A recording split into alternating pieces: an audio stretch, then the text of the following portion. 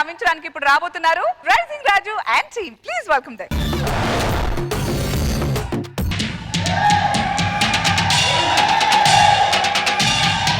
పెదరాయుడు, వీరరాయుడు, కాట్రాయుడు, బండరాయుడు. నేను ఈడేమి రాయుడు అయినా మాకు రైటర్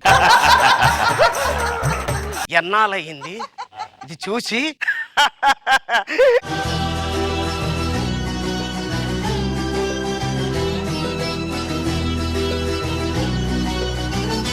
దీనికి నాకు చాలా గ్యాప్ వచ్చింది. దీనికే కాదు, నీకు చాలా వాటికి గ్యాప్ వచ్చింది.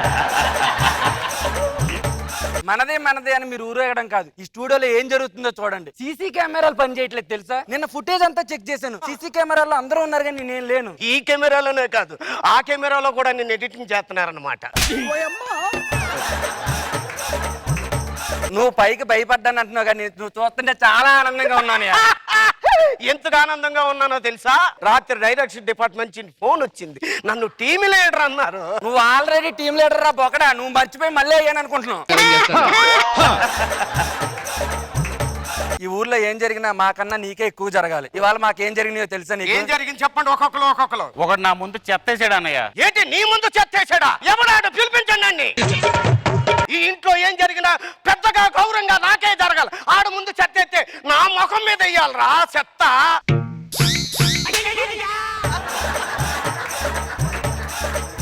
సరే నీకేం జరిగింది చెప్పండి. నేను సెట్ లోకి ఇలా రాగానే ఇలా నిలబడ్డానా అలా బ్లాస్ట్ ఆన్ చేశారు. ఏంటి నువ్వు నిలబడగానే బ్లాస్ట్ ఆన్ చేశారంటే నేను కూర్చుండేటప్పుడు ఆన్ చేయాలి. అన్నయ్య ఆ సౌండ్ కే పోతావు ఇట్రా.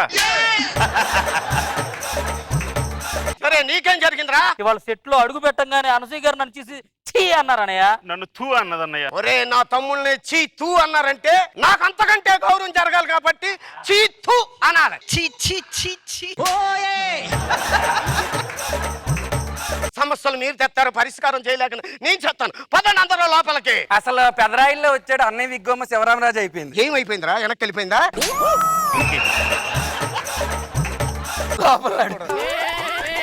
నువ్వు వస్తానంటే నేను తంటానా, నువ్వు వస్తానంటే. అసలు ఈ టైంలో మా ఇంటికి వచ్చారేంటి? వర్షం కురుస్తుందని వచ్చాం. అసలు ఏం చేస్తుంటారు? వర్షం ఎప్పుడు కురుస్తుందా, ఎవరికి తలుపు కొడదామని ఎదురు చూస్తుంటానండి. ఇంతకీ మీరు పెద్దోళ్ళగా ఉన్నారు, ఇంతకీ ఏం చేస్తుంటారు? ఈ ఊర్లో మేమేం చెప్పినా ఎవరు ఎదురు చెప్పరు. జనాన్ని ఇటు వెళ్ళమంటే ఇటు వెళ్తారు, అటు వెళ్ళమంటే అటు వెళ్తారు. ఇంతకీ మీరేం చేస్తుంటారు? ఇప్పుడు ఇటు జనాలు ఇటు వెళ్ళిపోతారు, ఇటు జనాలు ఇటు వెళ్ళిపోతారు. మధ్యలో ప్లేస్ ఉంటుంది కదా, అప్పుడు నా జనాలు వస్తారు. అసలు అన్నయ్యతో ఏంటి ఆ మాటలు? ఇంతకీ మీ పేరేంటి? మంచం. ఏం చేస్తుంటారు? మంచం మీద ఏదో ఒకటి చేస్తా ఉంటాను. చూడడానికి అటు ఇటుగా ఉన్నారు, వీళ్ళకి మనం ఆశ్రయం ఇవ్వచ్చు అంటారా? హలో, ఏం మాట్లాడుతున్నావయ్యా? మొన్న ఆర్జీవి గారు తీస్తున్న 90కి నన్ను హీరోయిన్ గా అడగబోయారు తెలుసా? ఆయన ఇప్పుడు 90 వేసి ఉంటాడు. మేము ఊరికి తీర్పులు చెప్పే టైం అయింది, మీరు వెళ్ళి లోపల రెస్ట్ తీసుకోండి. తమ్ముడు మీరు వెళ్ళండి, నాకు చిన్న పని ఉంది. అప్పుడు నీకు తీర్పు చెప్పాల్సి వస్తుందా?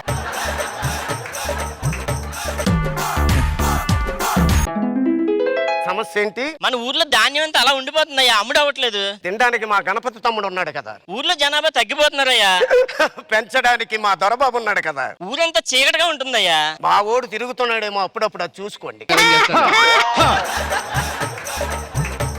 ఊర్లో డాక్టర్ కావాలయ్యా జనాలకి మందులు ఇవ్వడానికి. ఒక్కటి ఆలోచించుకో, రోగాలకు సరిపడే మందులన్నీ నా దగ్గర ఉన్నాయి. మీరు డాక్టర్ అయ్యా? లేదు, అన్ని రోగాలు ఉన్నాయి అన్నయ్యకి. పెద్దరాయుడు గారు, నాకు చాలా పెద్ద మోసం జరిగింది. నన్ను 7 ఏళ్లుగా టీమ్ లీడర్ అంటాం కంటే పెద్ద మోసం ఏమైనా ఉంటుందా చెప్పండి. అసలు ఏం జరిగింది చెప్పు. అందంగా ఉంటానని, అనుష్కలా ఉంటా అని, నయనతార అంత సొగసుందని చెప్పి నీకు మోసం జరిగిందని నువ్వు మోసం చేయడం ఎంతవరకు న్యాయం? అందమైన అమ్మాయినని చెప్పి రాత్రి నా కల్లోకి వచ్చి ఒక పెద్ద ఏనుగు, అలాగే ఒక అందగాడు. ఏనుగంటే మా గణపతి గాడు, అందగాడు అంటే నేను. వాడిని ఏనుగు అన్నప్పుడు నువ్వు టీం లీడర్ గానే అనిపించే కానీ నువ్వు అందగాడు అన్న చూసి ఇప్పుడు కన్సిస్టెంట్ అనిపించుకున్నావు. నాకు చాలా మోసం జరిగింది. మా ఇంట్లోనే మోసం జరిగింది కదా. ఇంత అందమైన అమ్మాయి మళ్ళీ మనకి పని అవదు కాబట్టి ఇగో మీకు విషయం తెలుసా? అంత ఛాన్స్ తీసుకున్నానంటే ఇంట్లో నేను తప్ప ఆ పార్టీ ఇంకోటి అవడం లేదు. నీకంటే సీనియర్ ని నాకంటే ఛాన్స్ ఎక్కువ తీసుకుంటారా నువ్వు? ఏమన్నా గుర్తులుంటే చెప్పమ్మా, అసలు ఏం చెప్పు అసలు. నాకు ముఖం గుర్తులేదు కానీ అతనికి ఒక పెద్ద మచ్చ ఉంది. అన్నయ్య ముఖం కూడా మచ్చలాగే ఉంటుంది. ఆ మచ్చ ఉన్నది నాకే రా పాపా, నిన్ను మోసం చేసింది నేనే. సరే అయితే ఇంకా తాళి కట్టి ఏం చేస్తాం? మొత్తానికి అన్నయ్యని ఒక ఇంటివాణ్ణి చేసాం. పెదరాయుడు గారు, భగవంతుడా, మనది ఏదో చిన్నపాటి స్కిట్, నువ్వు బోయపాటి అంత చేయకు. రాత్రి ఎవరు నా బ్రతుకు బస్ స్టాండ్ చేసేసారు. వద్దు, నువ్వు బస్ స్టాండ్ లోనే తిరుగుతావు, మళ్ళీ బతుకు బస్ స్టాండ్ చెప్పకయ్యి. ఏమైనా గుర్తులున్నాయా? పీపని కళ ఇంత ఇంత పుట్టుమచ్చుంది. అది అన్నయ్యకి మాత్రమే సాధ్యం. అన్నయ్య చెప్పు. ఒరే, నా యావదాస్తి కూడా దీనికి రాసి ఇచ్చేస్తాను కానీ దాంతో మాత్రం పెళ్లి చేయకండి రా, మీకు దండం పెడతాను. దాన్ని కూడా మోసం చేసావు అంటే నేను నీతో కాపురం చేయను. నీకు నాకు తెగిపోయింది. ఇప్పుడు ఏంటి మన పరిస్థితి? సర్లే అన్న, నీకు ఒంటరిగా ఉన్నా కూడా నువ్వు అదేలా ఉంటావు. పదండి. సరే గాని ఆస్తి మొత్తం మనకు వచ్చేసింది. ఇప్పుడు ఈ ఊరు వేరే ఊరికి వెళ్ళిపోదామా?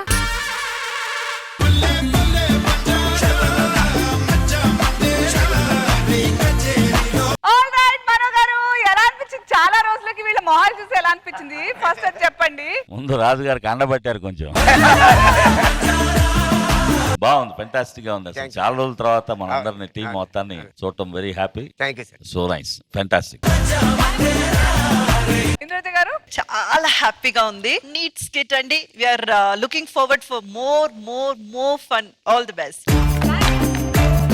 వయ్యారాల జాబిల్లి బోణి కట్టి గుండెల్లోన చేరావే గంటె కొట్టి అనండురి వారెంకి మళ్ళీ పుట్టి కవింతల్లో ముంచావే కళ్ళే నీటి నది వలె కదిలా